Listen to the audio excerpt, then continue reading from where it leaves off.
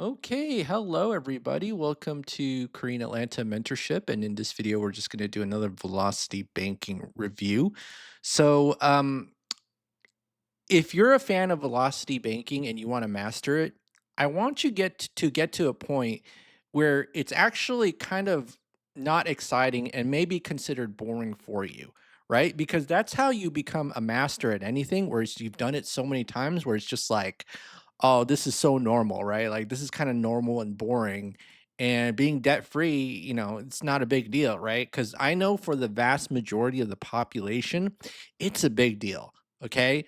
But for someone who's created at least 1,000 videos on the subject, I've just been doing it over and over again, and I've actually gotten pretty good at making clickbait thumbnails, not gonna lie. But I just do it over and over again, and I was like, "Oh, velocity banking, not a big deal. It's normal, right?" And that's how you get to that point. You just do these spreadsheets over and over again. Do it 1,000 times. Make 1,000 videos. It could be the same video over and over again, right? And that's essentially what I do. And eventually, this is going to be like 2,000 videos, and then eventually I'll reach 10,000. And then I will fulfill that Bruce Lee quote uh, with 10,000 velocity banking videos. And I don't know if you know that Bruce Lee quote about the 10,000 kicks. Bruce Lee, 10,000 kicks, right? Basically, he says, I fear not the man who has practiced 10,000 kicks once, but I fear the man who practiced one kick 10,000 times. Okay. That's why I don't really like freak out about this. A lot of people freak out like, oh my goodness, uh, line of credit, you can't do that. They'll shut it down. And maybe that's true. I actually know one person whose HELOC was shut down in 2008, right? And so when you live through that, it does kind of become a little bit scary. But for me, I'm just like, well, if they shut that one down, just make sure you get all the credit that you need before you ever need it, right? That's what we always talk about. All right, so let's go ahead and get started. Velocity banking, what is it? It's a debt payoff strategy where you throw all of your money into debt with the help of something called a line of credit. And so the first step to it is creating a budget, income, expenses, leftover savings. You have your expense breakdown, which lists every single debt that you have, all the debts, right? And then at the last line item is your non debts, operating expenses, general expenses, whatever you want to call it, food, gas, insurance, and all the other good stuff, right? And so the difference between the average American and the velocity banker is that the way that we make our main operating account is actually, let me rephrase that. So for the average American, the main operating account is like the checking account. And so you pay for things out of your checking account and then you leave the leftover savings in your checking account, right? Whereas with velocity banking, you don't save money at all. And then everything essentially goes into the line of credit. Right. So in real life, it would look like something like this, where money comes in, and then it just goes right out and there's nothing in the savings account unless you're paying for a bill, right? So let's go ahead and take a look here. And what we're going to also assume is we have access to a line of credit. So what's a line of credit? All it is a financial tool where you could borrow money, pay it back, and then use it over and over again, right? So this is my home equity line of credit of $373,500 that I just had access to on Friday. But before that, I had access to a $280,000 line of credit, right? And so um, just getting more credit there, home equity line. So basically, I go to bank's website, click a button, and then it will. What will it do? Oh yeah, I can just dump money into my checking account at an 8.5% interest rate. 8.5%, right? So $373,500. So let me just take a look here, and I'm just going to go here, and then what's my credit limit? Um, yeah, what is my credit limit? We'll just assume we have access to maybe $180,000 line of credit. $180,000. Okay. And so this is what we're going to do. We're going to move some debt into the line of credit to increase something called our cash flow. See, the way that the average American does banking is that their savings and cash flow are the same thing, whereas with velocity banking, savings and cash flow are not the same thing. Okay. The whole point of this is that your savings is pretty much always going to go to zero until your debt, all of your debt is completely paid off. And then whatever emergency funds you need, you just pull it from the line of credit, right? But on average, we say that, hey, your debt is going to go down by your cash flow number. And so let's go ahead and move these credit card debts first. So this is going to be 15, 27, 37, 10, 35, 12, and sum it all up. And that's $136,000 of credit card debt with the 7 credit cards, $136,000. So it's 136,000 here. And then if we move that debt, guess what happens, right? When we move that debt here, okay? Well, these all go to zero, right? So this is by simply moving the high interest rate credit card debt, we literally went from $65 of savings to $4,391.82 of cash flow. So let's go ahead and do that, and then I am going to I wonder what this is for. All right, so I'm going to go ahead and do the next one. So the next one's balance is based on the previous one's balance minus the cash flow. And then what's our cash flow? It's going to be 4391.82. And then we take the average daily balance, multiply it by the interest rate, and then you divide by 12. Whoopsie, not 23. We got to divide by 12 because that's the monthly interest that we pay. And then we just rinse and repeat over and over again. So I'm going to go ahead and do that here, right? And we're going to go ahead and do that here. And then we see that in 35 months, all the debt is paid off. All right. So 35 months, all the credit cards are paid off. That's very good. Okay. Very, very good. And that's 136K of debt, right? $136,000 of debt. So we're going to do that. All right. So let's go do that here. Yeah, easy that was, right? Because I've done this at like 1,000 videos already. So I just feel comfortable with the content. I just do this in my sleep. And paying off debt is just normal and boring for me. So, and if you don't know who I am, I actually paid off my mortgage in 2 years and 9 months, so that's normal and boring for me too. And also, I have over $697,000 in lines of credit, so that's not really a big deal for me either. But anyways, let's go ahead and do this right here. So, whoopsie, what am I doing here?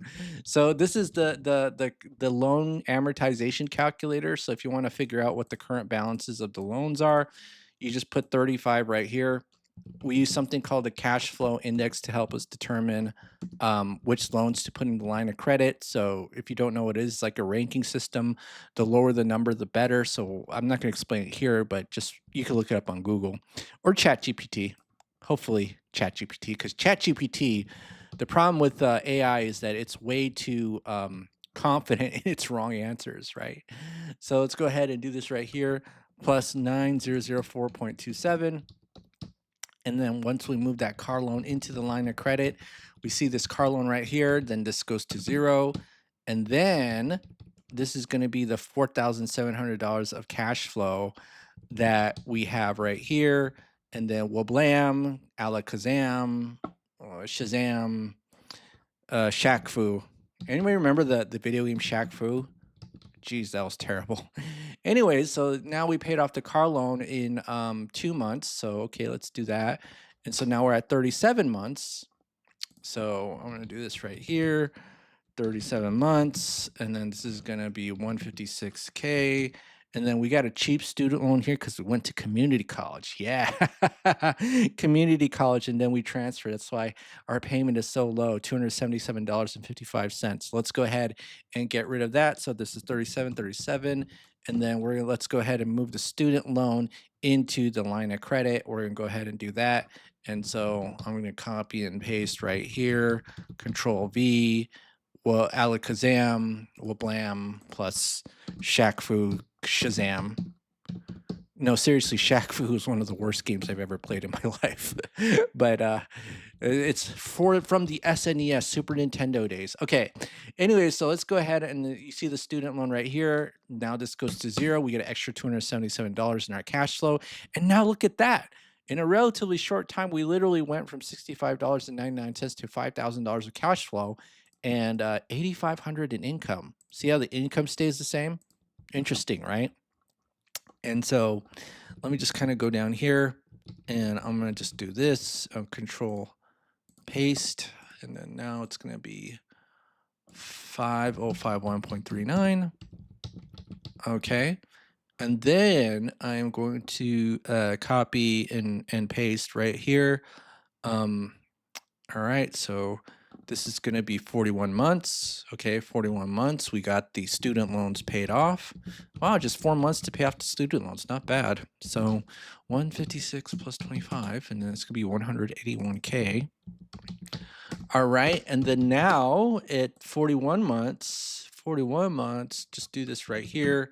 And then you see that we have $208,000 balance in student loan. Now, I know what some of you might be thinking. Hey, should I really use an 8% line of credit to pay a 3% loan? And my answer to that is it depends, right? If you really want to save the most amount of interest, right, I would just directly overpay the loan from cash. Now, here's the problem with that. Okay. Oh, sorry. I got an alarm going off. Give me 1 second. All right. Whoopsie. Sorry. I'm back. So, anyways, the alarm went off, and I was going on and off about how the reason why it's so hard to just directly overpay a loan is because loan is a one-way street. And one of the things you can do is if you want to just overpay it directly and then use a line of credit as a backup, you can do that as well. But one of the things that we kind of are trying to not to do is something called segregate our income. And so it's one of the reasons why people take out extra debt because it's like, well, it's just another payment. And then what happens is that in their budget, because they're just taking on quote another extra payment, aka buy now, pay later, Klarna, any sort of debt, right? That's why they get into this situation right here, right? So this last step, honestly, I think is overemphasized in the velocity banking world. But the thing that I want to show is even if you use an 8% line of credit, it's still okay. As long as you know the difference between moving the whole loan, 3%, 30-year mortgage into a line of credit versus just chunking it, right? And if you feel like, hey, I don't need this is the last debt, because again, cash flow index, right? You pay off debt in a certain order. That's the most important thing rather than like, oh, chunking versus extra payments. Who cares about that? Because they're all gonna work, right? But if you're gonna use a line of credit, you don't want to move the whole thing. And actually, let me just show you right here. So let me put the income 8,500. This case is 8,500, right? And then what's our current balance? 28351.66. Oh, nice. Okay. And then you see right here, it pays off in 3.1 years, right? $10,000. But if we move the whole loan into the line of credit, you see it's 29 grand, 29 versus 10. Now, it's not a big deal because like we got a huge cash flow, right? But I'm saying that in other instances, if you use like if you move the whole loan into a line of credit, and I've actually done demonstrations on this before, it doesn't work out that well. Okay. So 10 grand versus what's it, 29, right? And the sad part is that a 30% credit card will beat that 8% first lien HELOC. Okay. All right. So you don't want to, it's kind of tricky, right? So chunking just means you take a small piece of the loan and move it to the line of credit, and then you just rinse and repeat over and over again. And if you don't want to do that, then don't do it. No big deal, right? But anyways, but I feel comfortable using even an 8% line of credit to attack a 3% mortgage, just as long as I know that I have to do this loan last, right?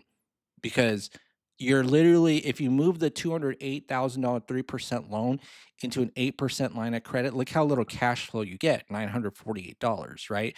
And cash flow is a function of the original balance, interest rate, and the term, right? That's really what it is. Okay. So a lot of people don't know this, and this is like, how do you come up with this? Took a lot of classes. Actually, I took these classes at Renatus, and I resell their education, but apparently people don't want they don't want to pay to learn because it's like, well, I know how to do this, yet somehow you're watching my videos over and over again. In fact, what's the lifetime amount people watch? 63,000 hours, right? So a lot of people say like, well, I don't need to pay you. And it's like, sure, just watch me make the same video over and over again because there's probably more stuff I can cover, but people who don't pay, they don't pay attention, right? So it's just kind of like a little teaser of what you might be able to learn. I don't know, right? People who don't pay, they don't pay attention. 63,000. I can't even believe you all watch this much. And we haven't gotten to 1,000,000 views yet? Are you kidding me? Wow, I wonder what it's gonna like to get to 1,000,000 views. Just literally doing spreadsheets over and over again. I mean, 6 grand on YouTube, doing this, right? Anyways, before we end for today, I'm just gonna go over quickly how to get these lines of credit because I have over $697,000, right? I might make a new video soon on how to do that. And let me clear. Why do I have this filter? Let me clear this. Anyways, so I have all these lines of credit. And here's a secret to getting credit is that banks don't lend money to people who need it. So if you need money, and you're like, I want to get a line of credit because I need money, the bank's going to turn you away. In fact, I've been asking ChatGPT, like, create images of banks not lending money to people who need it. Let me actually show you. Give me one moment. Yeah, take a look at this. Isn't this cool? Like, I just take something that I know from pop culture or video games, like Geese Howard and Terry Bogard, from Fatal Fury. It's old school SNK fighting game, but I think they released a new one recently. Oh, look at this, Sonic and, Doctor Robotnik, right? Banks don't lend money to people who need it, and for some reason, Sonic needs money from the Bank of Robotnik, Bank of Eggman. Doctor Doom and Strider Hero, right? Strider Hero, popular team from the Marvel vs. Capcom series. And then here we got, Tekken. You don't know I don't know if you know the video game Tekken, Paul and Kuma. Shang Tsung and Reptile, Scorpion and Sub Zero, Kano and Sonya, all from Mortal Kombat, right? Dragon Ball, look at that. Dragon Ball. And then this one's X Men, Sabretooth and Wolverine, right? Bison and Ryu, Shang Tsung and Liu Kang. I don't know why I got Liu Kang got two of the cars. Maybe he's gonna do like double fireballs or needs like double money. But yeah, John and Garfield, right? Banks don't lend money to people who need it, right? There's so many images that I created of this so that I can get into your head that banks don't lend money to people who need it. You like Resident Evil? Remember the Resident Evil 2? Man, that's such a fun. That was probably one of the best games I played in a long time. I can't believe it's almost 6 years old. But anyways, yeah, so that's how you get the lines of credit is that banks don't lend money to people who need it. And that's how I have over $697,000 in lines of credit. Anyways, all right, that's it for today, folks. This is Korean Lanta Mentorship, and I'll see you all in the next video.